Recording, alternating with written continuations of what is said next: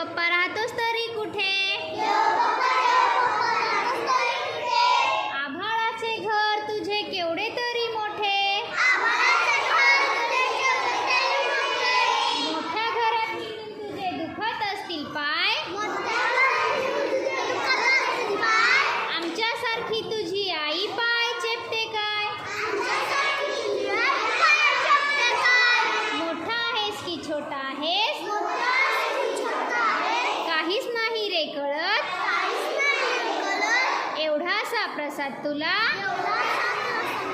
कसा असेल पुरत? कधी फोटोत कधी देवळात.